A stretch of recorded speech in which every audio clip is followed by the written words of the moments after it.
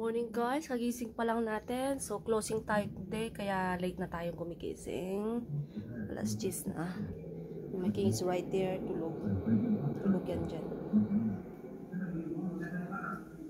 Of course, we always stay connected. Then, ang baon natin, of course, yung binibenta nating nachos, tayo naman magbaon ngayon. O, diba? Medyo sinisipon tayo ngayon, masama ang pakiramdam. So, may overload nachos. Magbaon tayo ng gatas, sweet, lagyan ko ng konting sugar. Kasi ba initan doon. So, yan na yung pagkain natin guys. Ang sarap. Yum yum. So, prepare na lang natin. Lagay na natin sa ating lunch box. Lunch bag pala, hindi box. So, ready na yung ating lunch bag. O, diba? Daming laging paon. Siyempre, hanggang gabi tayo dun hanggang 10 p.m. So, lunch and dinner ko na po yan. Diba? Tapos gawa naman tayo ng breakfast natin.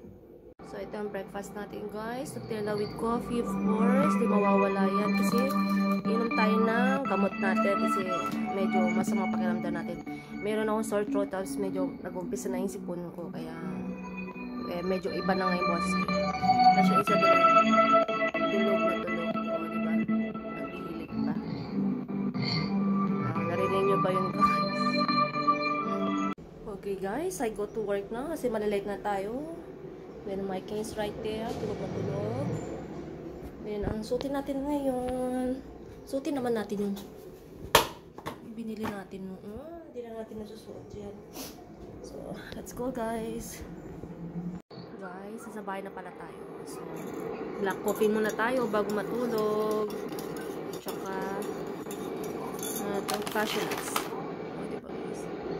Tulog na tulog. Nilaban ko nga pala yung shears, yung kurtina neto, yung puti niya. Kasi parang itim na tignan eh. So, yan. Ano muna natin yan? Nilaban natin yan. Pwede naman dyan. Tapos tambay. Tapos next ko naman siyang labhan. Yun siguro muna kasi sobrang dumi na. Bago to. O, diba guys?